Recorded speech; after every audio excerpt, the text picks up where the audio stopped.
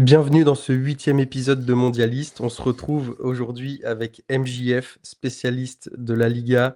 On va parler de la poule H, donc forcément de l'Espagne, avec le principal concerné. Plus de 35 000 abonnés sur TikTok, hein, vous l'avez sûrement déjà vu passer. Il est aussi sur Instagram, mais tous les liens seront dans les descriptions, donc n'hésitez surtout pas. Je voulais te demander, MJF, comment tu vas?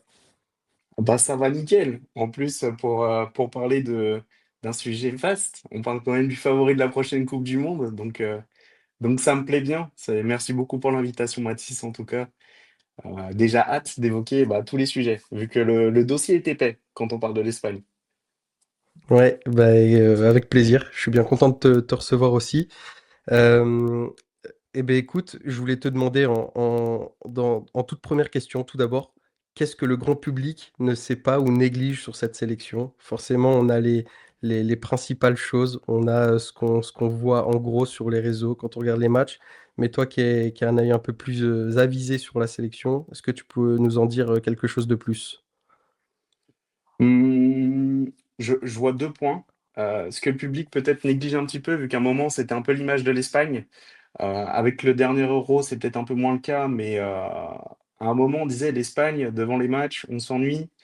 C'est de la possession stérile, que franchement, on la passe à 10 derrière et que derrière, bah, on espère que ça marque, mais ça marque pas. Cette réputation depuis Luis de la Fuente, et ça a été vu à l'Euro, c'est vraiment terminé. Il y a vraiment plus de verticalité, les transitions, elles sont plus rapides. On en reparlera peut-être, mais l'utilisation des ailes, que ce soit le rôle des ailiers, il est vraiment plus tranchant. En fait, maintenant, c'est une équipe qui est devenue tranchante et qui est devenue laser sur pas mal de domaines.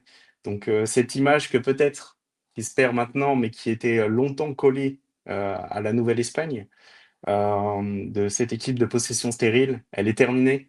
Et je trouve que ça, c'est peut-être une chose que j'aime bien toujours remettre un peu en avant.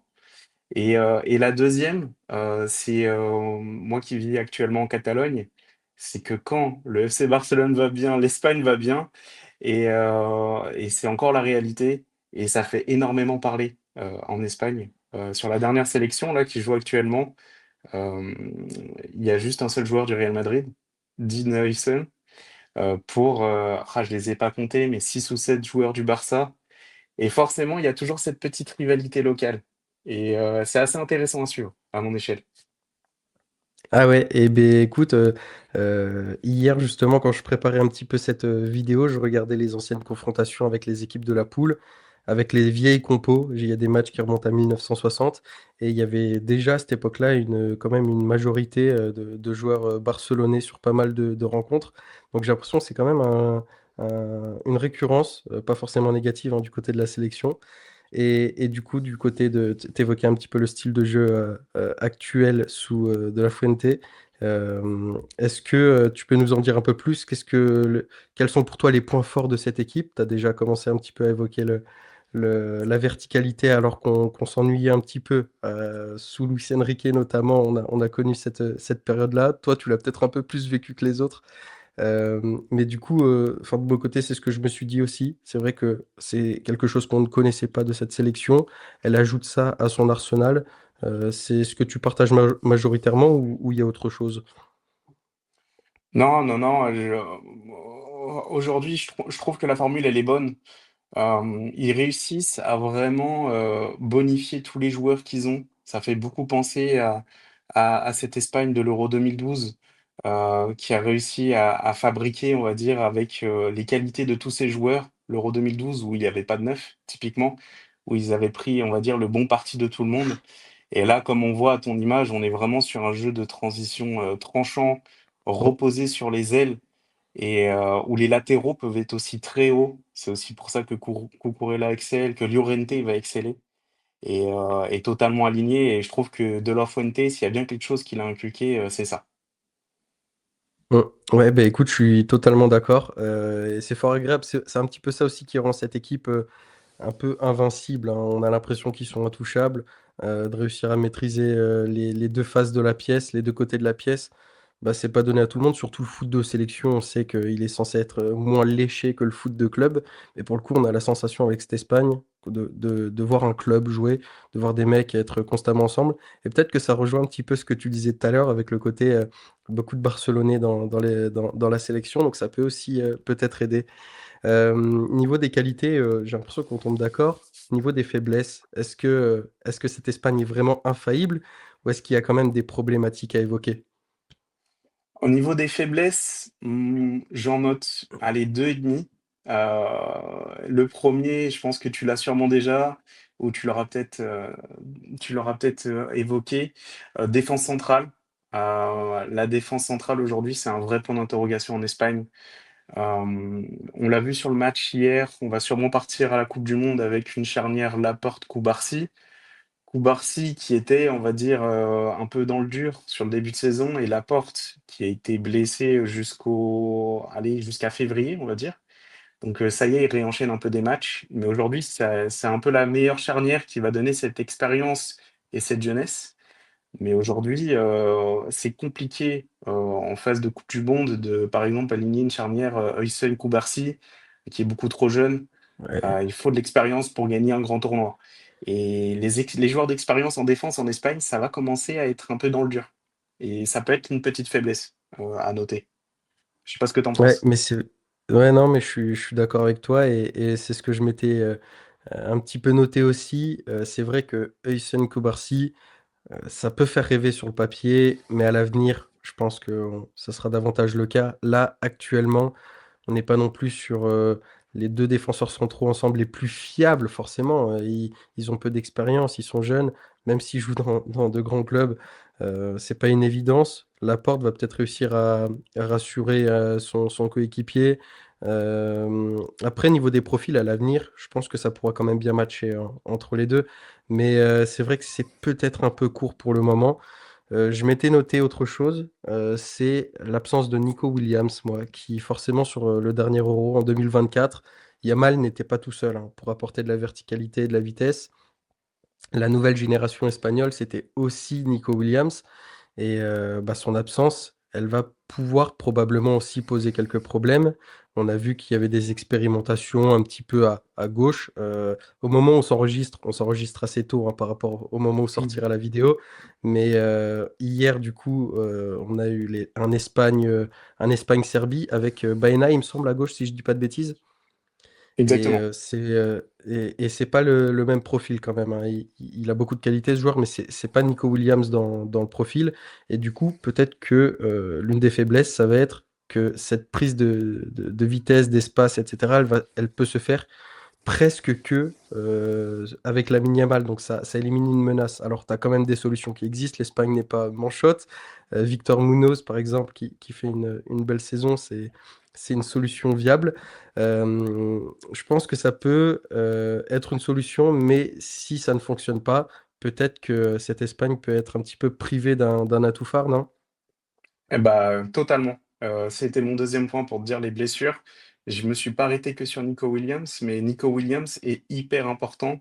C'est pas celui qui est plus en doute, vu que normalement il devrait faire son retour à temps et faire ses petits matchs de préparation. En tout cas, ses petits matchs pour un peu retrouver du niveau. Mais oui, c'est une pièce beaucoup trop importante. Aujourd'hui, si on n'a pas Nico Williams sur le côté gauche, on perd ce côté tranchant. On va le perdre. Oui, Victor Munoz va peut-être l'apporter. Là, même sur la liste, il va tester un profil comme Barrenetxea. Mais clairement, on n'est pas sur le même calibre de joueur qu'est actuellement Nico Williams. Mais clairement, cette année, avec l'enchaînement de blessures qu'il a, on ne sait pas quel niveau on va avoir de Nico Williams. Et son absence, s'il y a une absence, ça va faire beaucoup de mal. Et je profite qu'on parle d'absence, vu que moi, c'était le point que je me suis marqué en gros. Là où on a de gros doutes, vu que son retour serait peut-être juste avant la Coupe du Monde, c'est l'absence de Merino. Et oui. Merino, c'est un profil unique actuellement en Espagne, qui a beaucoup dépanné en rôle de faux neuf, qui peut redescendre aussi et faire ce liant entre le milieu de terrain et la défense. C'est un profil qui est trop important. Et aujourd'hui, là où on commence à se stabiliser avec un milieu de terrain où on imaginait Merino, on doit réinventer ce poste-là. Et c'est un poste. qui n'est pas forcément doublé, vu que derrière, Fabien Ruiz est actuellement beaucoup absent aussi. Ah oui. Donc on ne sait pas quel niveau on a. Donc c'est aussi c'est ces petits points faibles. On va dire le point de faible, ça va être ce rôle un peu physique. Mm. Nico Williams, très important. La blessure de Merino, aujourd'hui, je sais que dans les médias espagnols, même avec le match, bah, pour vous dire, là, quand on enregistre, le match d'hier, c'était Espagne-Serbie, on parlait encore de Merino. Donc voilà. Ouais, et ben écoute, tu fais bien de le dire, parce que c'est vrai que ça a son importance. Je parlais de Nico Williams, mais c'est vrai que Merino, c'est aussi une problématique.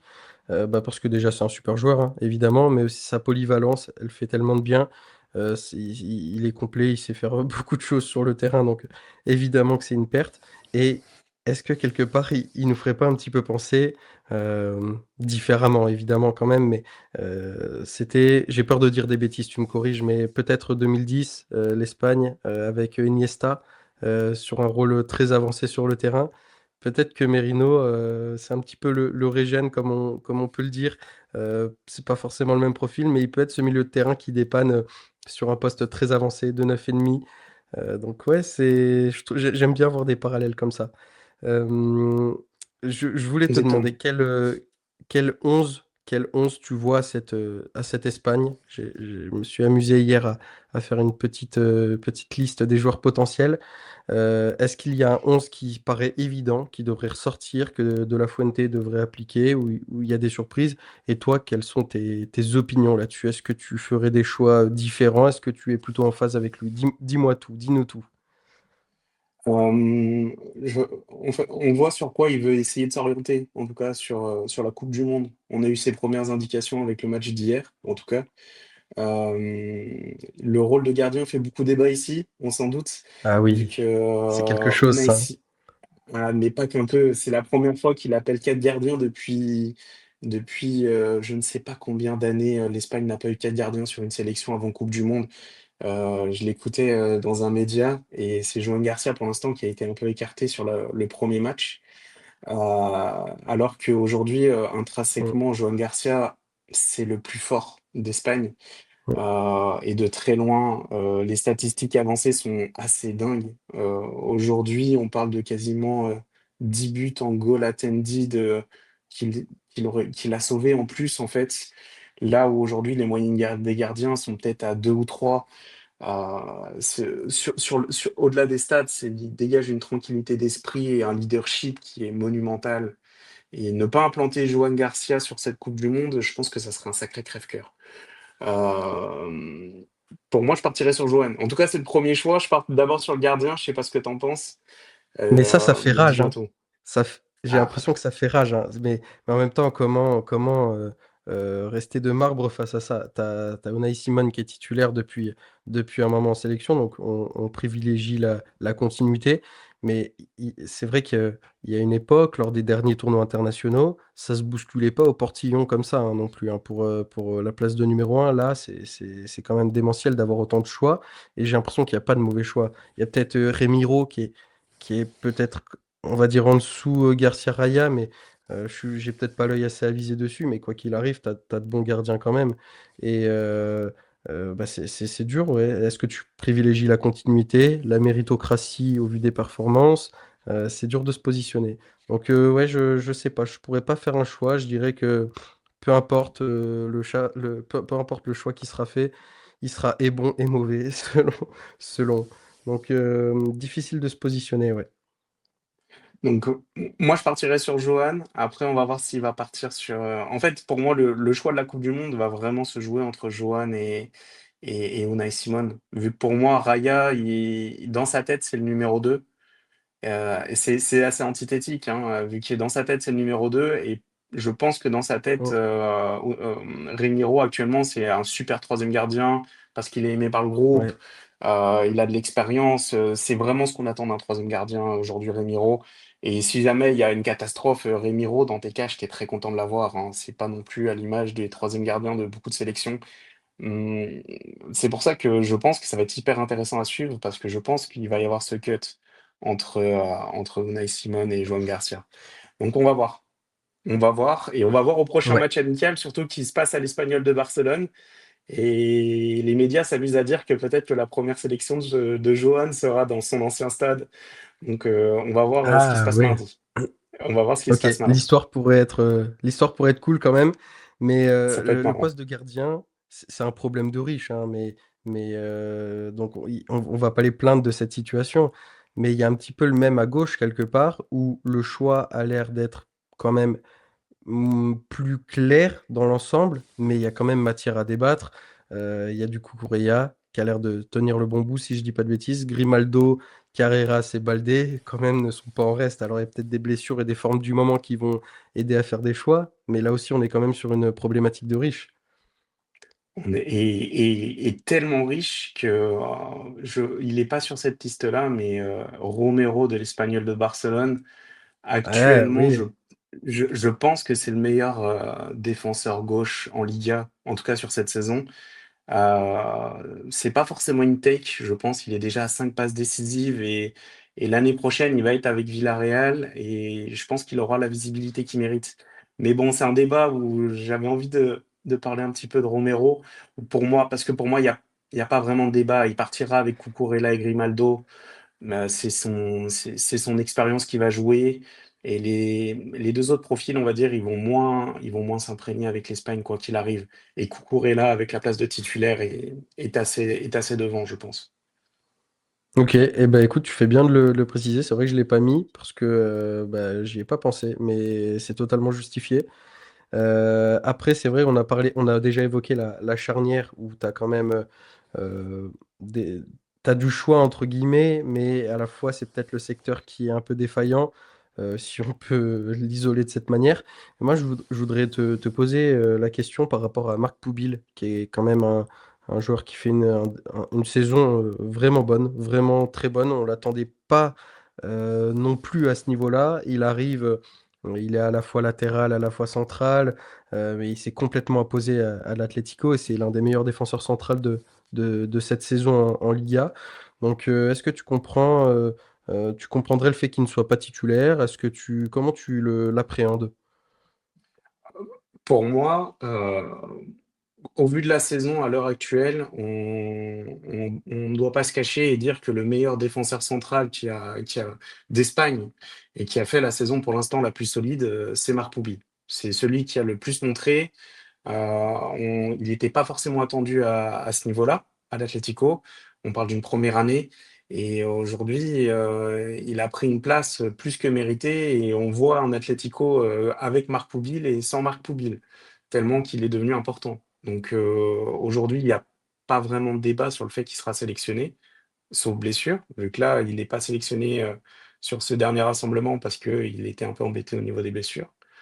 Et instinctivement, il va y avoir concurrence avec Koubarsi sur la place à droite.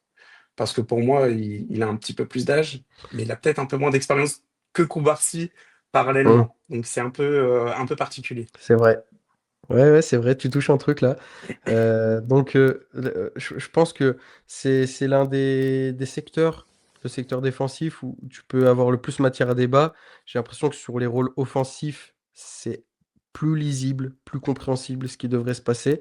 Mais par contre, au milieu, bon, on sait que c'est un petit peu le fond de commerce hein, de l'histoire espagnole.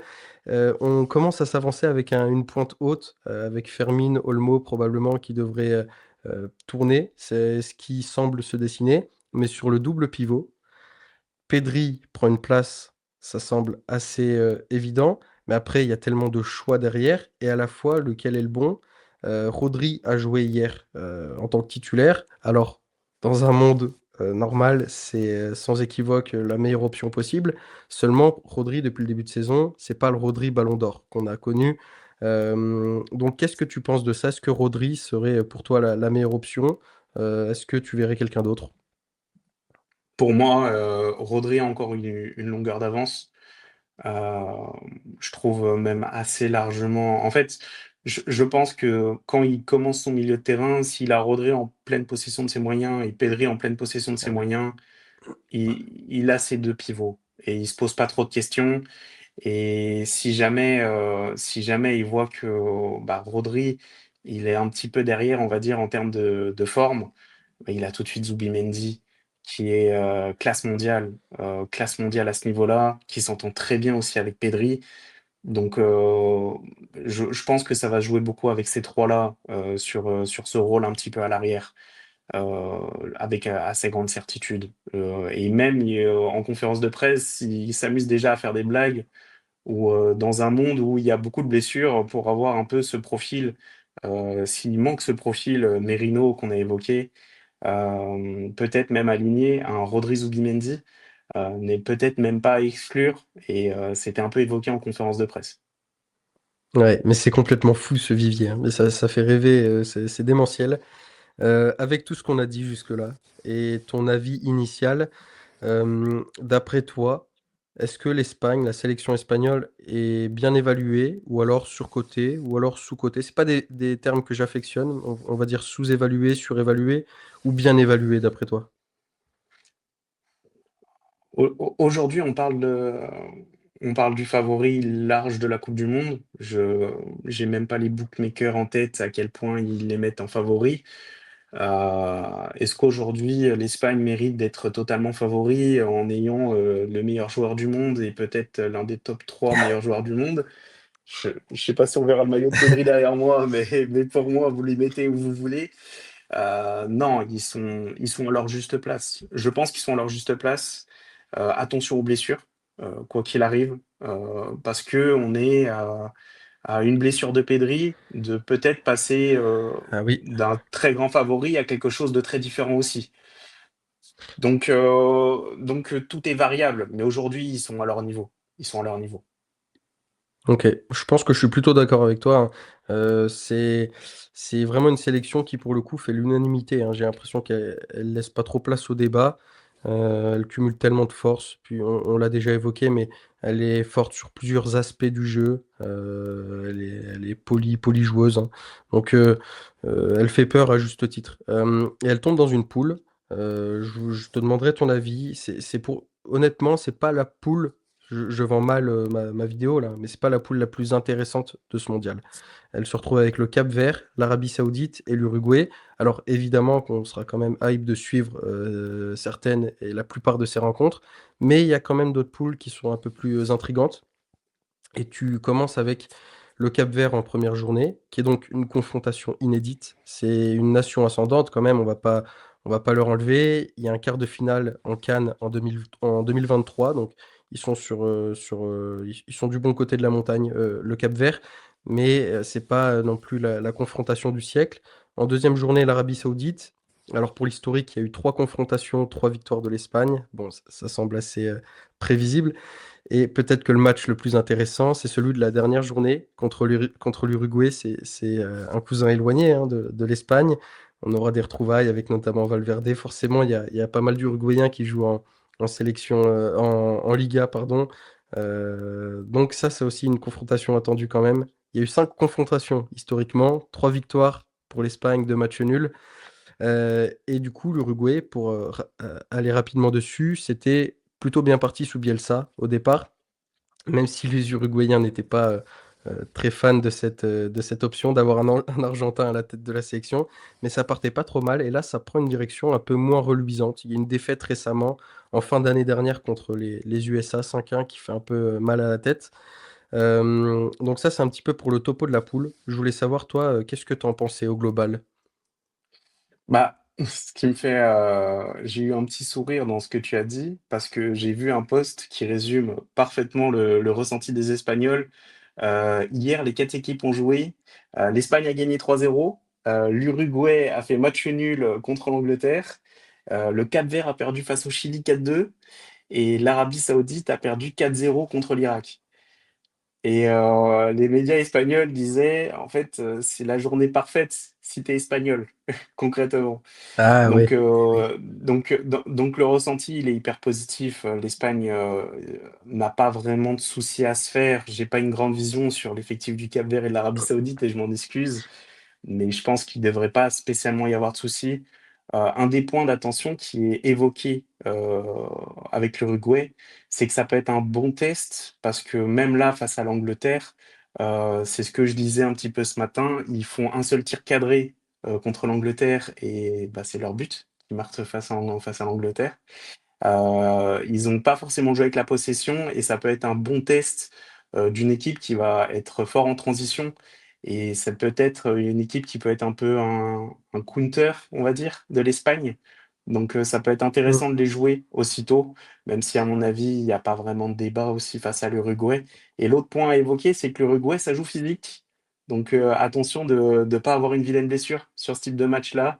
On sait qu'Arojo a notamment blessé Foden sur le match de préparation. Donc c'est Les mais images au-delà sont terribles, hein. les images sont terribles. Mais au-delà de ça, c'est une équipe qui joue physique. Donc c'est aussi évoqué dans les médias qu'il faudra faire attention sur ça contre l'Uruguay. Mais sinon, il n'y a pas vraiment de débat. Comme tu l'as dit, il faut bien vendre la catégorie, mais l'Espagne n'a pas vraiment d'inquiétude sur ce groupe. Ouais, on tombe d'accord. Et pour le coup, c'est quand même, ça aurait été peut-être mieux de tomber sur l'Uruguay première journée. En cas de blessure ou de petits pépins, tu aurais peut-être un peu plus de temps pour t'en remettre selon la gravité de la blessure qu'en J3. Mais du coup, comment tu classerais cette poule? Ça serait quoi ton prono? Premier, deuxième, troisième, quatrième? Espagne, Uruguay, logique. Je vais pas jouer à l'original. Arabie Saoudite, Cap-Vert. Est-ce qu'on met pas l'Arabie Saoudite en 3? Le Cap-Vert, c'est encore tout jeune. Mais on espère un petit match nul, que le Cap-Vert, il parte pas avec au moins un petit point. Ça serait bien. Ce Et serait ouais, et ça, le on peut Cap-Vert, faire la belle histoire. c'est leur première Coupe du Monde. En plus, c'est leur première participation. Ouais, c'est vrai que pour l'histoire, ça pourrait être pas mal d'enregistrer autre chose que des défaites. Mais pour le coup, c'est vrai que je parlais de la poule qui est pas forcément la plus reluisante de la compétition. Et c'est peut-être aussi celle qui est la plus prévisible en termes de classement. C'est vrai que Espagne, Uruguay, Arabie Saoudite, Cap-Vert, ça semble être le classement le plus logique. Alors, si le foot était si facile, ça se saurait et on serait tous millionnaires. Mais je pense que c'est celle qui est la plus facile à classer. Mais à contrario, du coup, si on a une surprise, ça sera probablement une des plus grosses surprises, hein, de voir l'Uruguay ne pas se qualifier ou être troisième, même en se qualifiant en étant meilleur troisième, voir le Cap-Vert être deuxième, ça pourrait être quand même une folie. Jusqu'où peuvent-ils aller? C'est l'une de mes interrogations. S'ils finissent premiers, je me suis noté un petit peu leur parcours, ce qui semble être le plus probable. Ils prendraient le deuxième de la poule J. Donc, dans cette poule, on a Argentine, Algérie, Autriche, Jordanie. Alors, au cas par cas, prendre l'Argentine, mais ça impliquerait qu'ils finissent deuxième de leur poule. Ça serait quand même assez dommageable.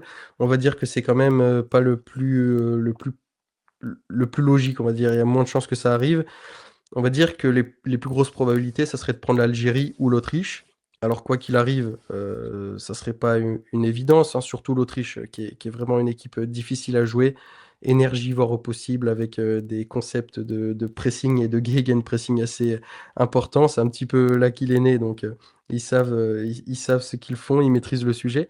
Donc, pas une évidence, mais par rapport à bien d'autres 16e de finale, on est quand même sur quelque chose d'assez faisable, surtout pour l'Espagne.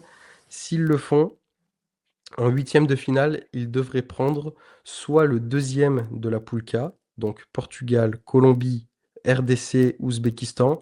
Enfin, je m'avance avec la RDC, ils sont pas encore qualifiés. Je devrais pas faire ça, mais on peut imaginer que ce soit eux. Soit le deuxième de la poule L, Angleterre, Croatie, Ghana, Panama.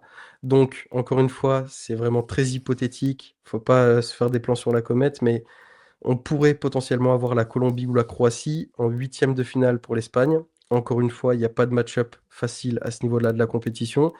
Mais encore une fois, par rapport à d'autres adversités en huitième de finale, ça tombe quand même pas trop mal, même si la Colombie est difficile à jouer, que la Croatie est toujours surprenante. Donc je me dis, est-ce qu'on n'a pas une voie royale pour l'Espagne pour faire une grosse Coupe du Monde? En quart de finale, si aucune surprise, en plus de ça, tu pourrais prendre la Belgique. Donc encore une fois, ça serait assez bénéfique par rapport à tout ce que tu peux prendre.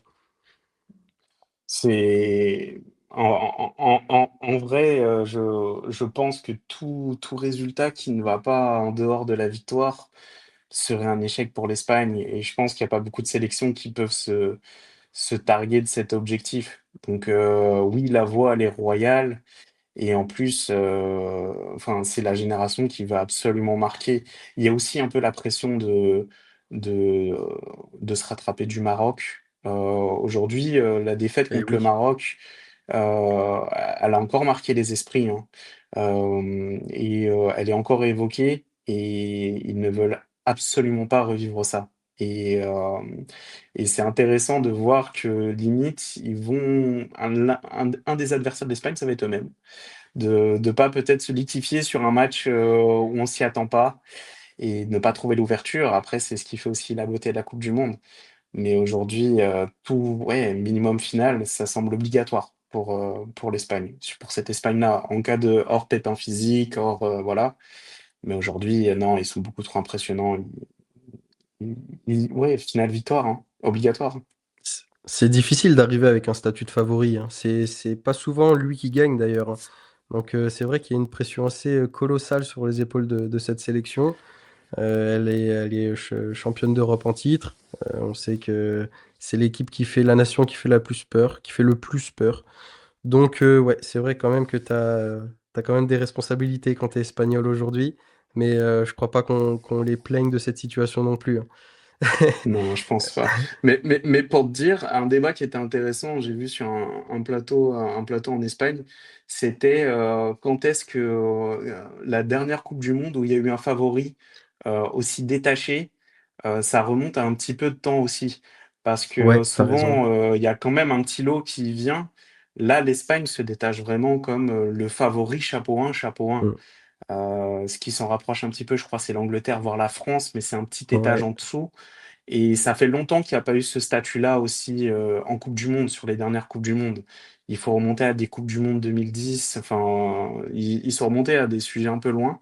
Et donc, c'est un statut particulier. On parle quand même d'une effectif. J'ai vu passer la stat et je voulais absolument en parler. C'est sur les 50 derniers matchs, 51 derniers matchs, hors tir au but, seulement 4 défaites, 36 victoires. Enfin, c'est vraiment Ouais. une domination sur cette dernière période. C'est fou. C'est fou. Ouais. Non, mais c'est vrai que, mais ça rejoint un petit peu ce qu'on disait en tout début de vidéo. Euh, c'est vrai qu'aussi, dans l'évolution du football, on est sur l'une des premières sélections qui a des allures de club. Et ça, c'est un tournant aussi du football de sélection, du football national. On a évoqué l'Autriche il y a quelques minutes. Je trouve que l'Autriche, elle a aussi un petit peu cet ADN-là t'as l'impression de voir un club jouer, les joueurs se comprennent, vont dans la même direction mais il y a tellement pas les mêmes qualités individuelles. L'Espagne, elle arrive à coupler tout ça, donc c'est totalement logique de les voir faire si peur et de les voir autant performer. Ouais. Euh, est-ce que tu aurais une prédiction libre? Est-ce que tu aurais sur la poule, sur la compétition, sur ton Espagne, sur n'importe quoi, sur un joueur? Euh, Moi, une des prédictions libres que j'avais, et je suis content de l'avoir regardé en prédiction libre vu que il n'a pas été évoqué de la vidéo. J'ai mis, et il est très bouillant cette prédiction libre, mais j'ai mis Fermín Lopez meilleur buteur de la Coupe du Monde. C'est vraiment aussi un peu taquin parce que j'ai vraiment envie de l'évoquer. Aujourd'hui, Fermín Lopez, c'est celui qui a la carte à jouer la plus importante avec les blessures qu'on a évoquées de Merino, notamment. Il le montre encore hier. Aujourd'hui, s'il y a bien un des derniers joueurs qui est capable de autant se jouer offensivement, descendre, être défensif, pouvoir se donner un peu à tous les postes, dépanner ailier gauche, c'est aussi lui. Euh, on parle déjà d'un joueur qui est à 29 goals et assists à l'heure où on fait cette vidéo. Mm.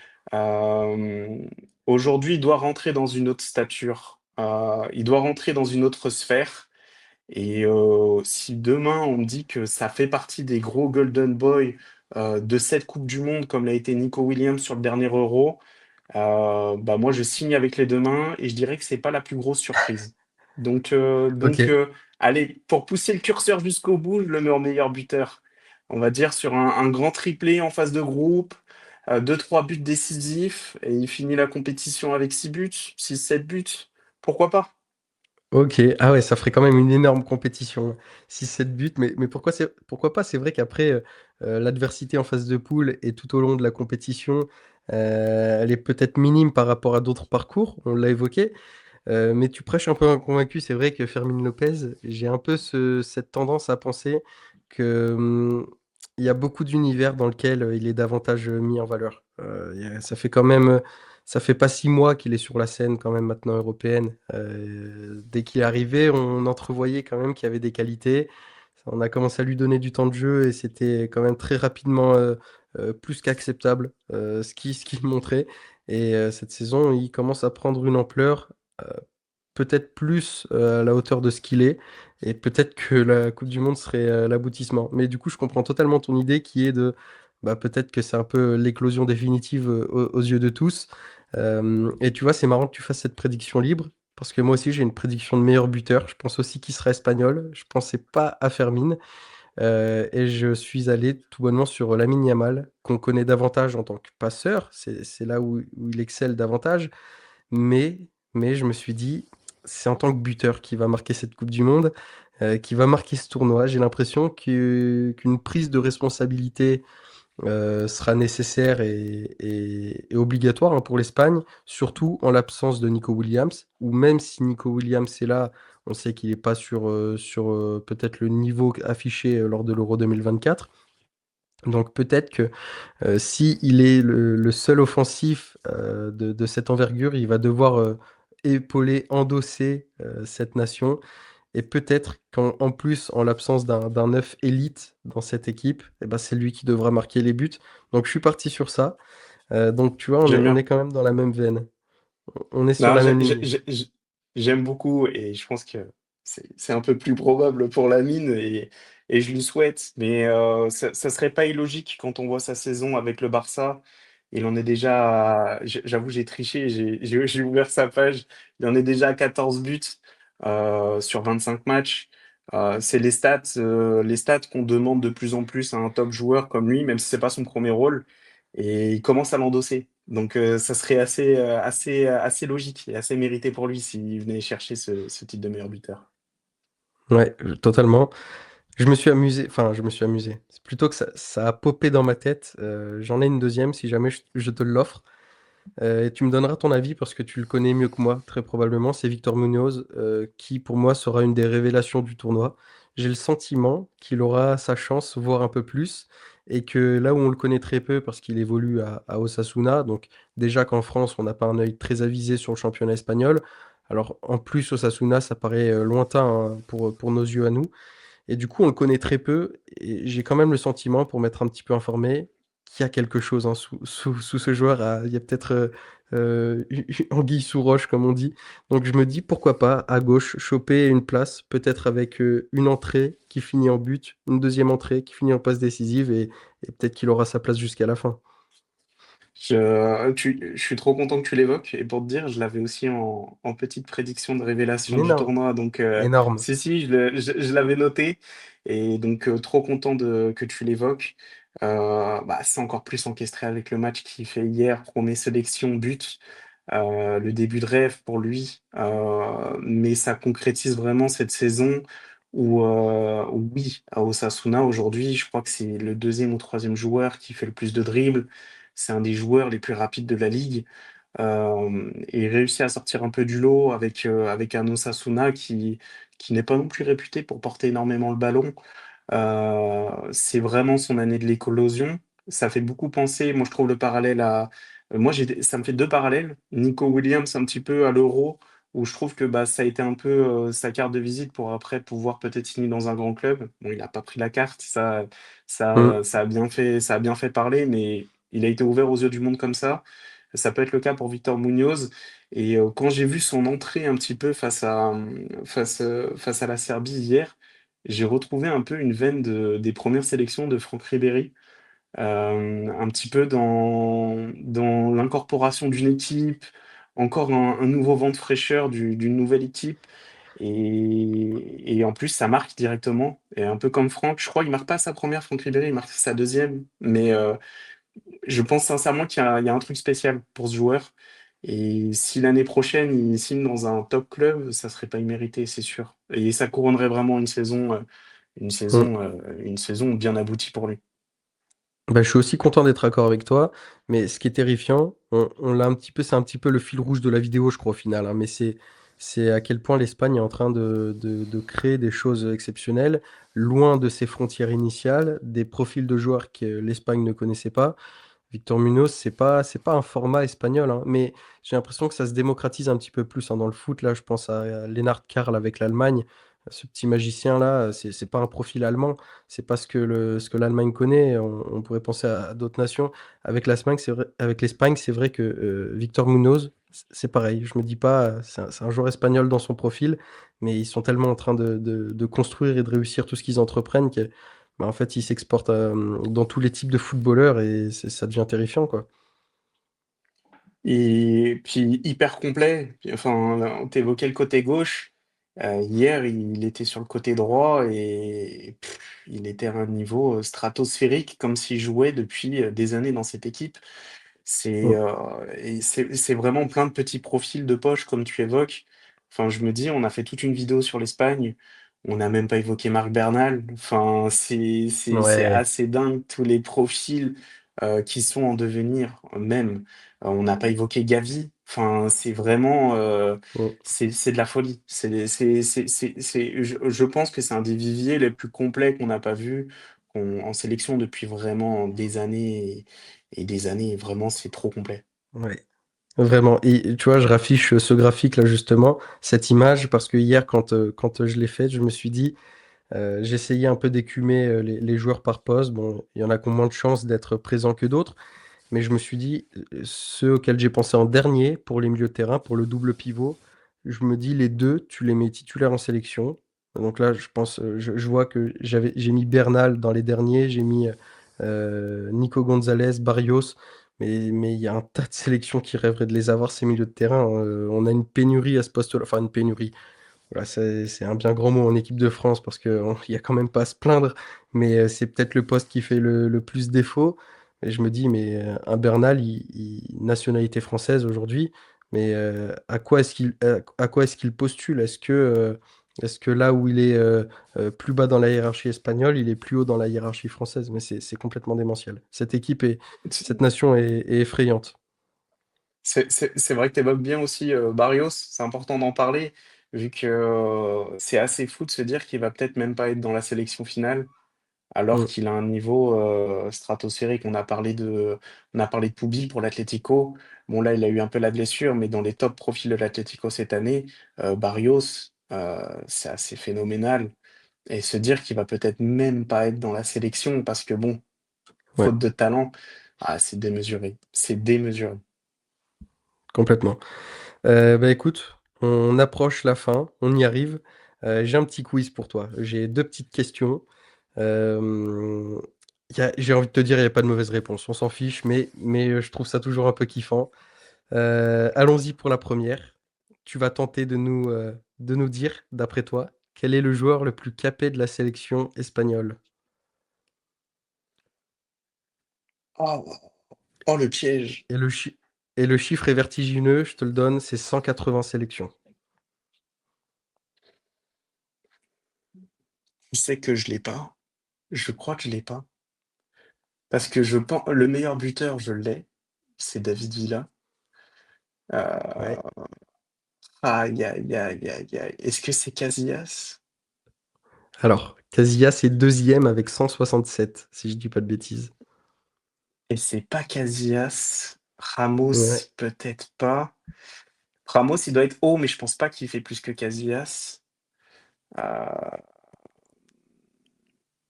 Oh, purée. Je l'aurais pas. Non, non, je pense pas que je l'aurais. Et qui dit c'est évident, c'est terrible. Non, Non, non, je l'ai alors, pas. Je l'ai pas. ce qui est marrant, c'est que tu as donné la réponse. C'est Ramos? D'accord, tant mieux. Ok, cool. Cool, cool, cool, Donc, cool. tu as donné Casillas et Ramos, c'est les deux premiers, donc t'es dedans. Je te la J'ai cru que valide, ça le, allait être le encore. public valide. J'ai cru que c'était encore plus tricky. Je m'attendais à un nom un petit peu à l'ancienne. Ah J'essayais de ouais, piocher encore plus loin. Mais non, ok, Ramos, il ouais. en a plus. Il y a combien de sélections de différence entre les deux?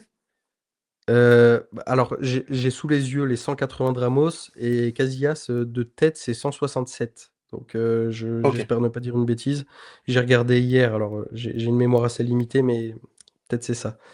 Mais c'est souvent ça, les caps, les sélections, étant donné qu'il y a plus de matchs internationaux maintenant, c'est beaucoup des joueurs actuels hein, quand même. J'ai fait le tour un petit peu et c'est souvent le cas, ouais. Euh, Bon, bah ça va. Deuxième, Morata ne sera peut-être pas du voyage. Il y a des chances, c'est probable. Sans lui, quel est le meilleur buteur actuel en sélection? Ah, j'ai eu l'info hier avec ses 2 buts. C'est Oyarzabal actuellement. Actuellement, c'est Ouais, Oyarzabal avec 24 buts de exact. souvenirs, je crois. Ouais, Je crois que c'est c'est ça avec 24 exactement. buts. Il est Et passé c'est très devant avec piégeux ses 2 parce buts que hier. il vient de passer devant Ferran Torres hier tout juste, qui est à 23. Ouais, Ouais. ouais, Mais c'est de la triche, le commentateur espagnol, il l'a dit, donc je l'avais. Mais ouais, bah, ouais, ouais, il est passé devant t'as eu hier. l'oreille attentive. T'as bien fait d'avoir l'oreille attentive. Mais tu vois, c'est pareil, avec tout ce qu'on dit sur l'Espagne, c'est quand même fou de se dire que leur meilleur buteur soit Ferran Torres et Oyarzabal. Réussir à inspirer la crainte avec ces deux hommes-là, avec tout le respect, c'est pas notre armada offensive à nous Français. C'est complètement, ça rend, ça donne une dimension un peu moins rassurante encore à cet effectif-là. Ah, c'est vraiment une petite vibe de l'Euro 2012, hein. Vraiment, Ouais. j'ai trop en tête cet Euro de gagner qu'avec des milieux. Ça fait un peu cette vibe-là de on arrive 109, mais on va quand même le faire et ça va très bien se passer. Mais après, je trouve qu'une grande compétition, ça se gagne aussi par la défense et le milieu, et ça a été prouvé à maintes reprises. Faut demander à nos amis italiens sur leur dernier Euro qui s'était congratulé de succès. C'est l'assise défensive qui fait aussi énormément. L'offensive, c'est bien, mais ce qui fait gagner les trophées, c'est la défense aussi. Ouais, exactement, exactement. Proverbe italien souvent. Et je viens d'aller vérifier parce que j'avais pas l'info de tête lors du dernier Euro en 2024, donc qui est en définitive à l'Espagne. Le meilleur buteur de la compétition à égalité, c'est Dani Olmo, un milieu de terrain. Et le deuxième meilleur buteur espagnol, c'est Fabian Ruiz, qui nous sort une compétition absolument incroyable. Donc encore une fois, pas de Nico Williams est troisième. Lamine Yamal n'a marqué qu'un but. Ouais, c'est vraiment un vieux poncif en Espagne, hein. Les milieux de terrain sont décidément les hommes les plus dangereux. Mm. Donc Fermin Lopez, Euh, meilleur buteur, on le rappelle. ouais, bah du coup, ce que tu dis, c'est vrai que ça prend tout son sens, ouais. Mais écoute, on y sera vigilant. Je pense que ça donnera un petit piquant, un petit supplément d'âme quand je regarderai mes petits matchs. Je suis bien content. Bah Ça me va écoute, bien. MJF, on arrive à la fin de cette vidéo. Je te remercie de m'avoir accompagné. Je suis trop content. Franchement, trop cool. Bien content d'avoir parlé de l'Espagne. Euh, pour tous, sachez que les liens de cet homme sont en description. Donc n'hésitez pas sur TikTok, sur Instagram. Donc ne soyez pas timide. Allez jeter un petit coup d'œil. Il est très éducatif et très pertinent dans ses analyses du championnat espagnol, principalement, majoritairement, plus que majoritairement. Donc, n'hésitez pas. Voilà. Je te remercie de m'avoir accompagné. Franchement, c'était trop cool. Ah, merci beaucoup pour l'invitation. Franchement, c'était un plaisir parfait. J'aurais dû me faire un café et franchement, c'était la discussion parfaite pendant un peu plus de 45 minutes. Ouais, trop cool. Ouais, c'est ça, c'est vrai, c'était une discussion. Au final, peut-être que ce format est encore mieux que celui que j'imaginais. Donc, trop bien. Eh bien, écoute, je te dis à la prochaine. On se tiendra au courant pendant les matchs de l'Espagne. Et puis, je vous dis à tous, je vous souhaite une excellente journée. Elle devrait sortir tôt. Je m'avance un petit peu, elle devrait sortir tôt, la vidéo. Donc, je vous souhaite une excellente journée. À bientôt. Allez, salut.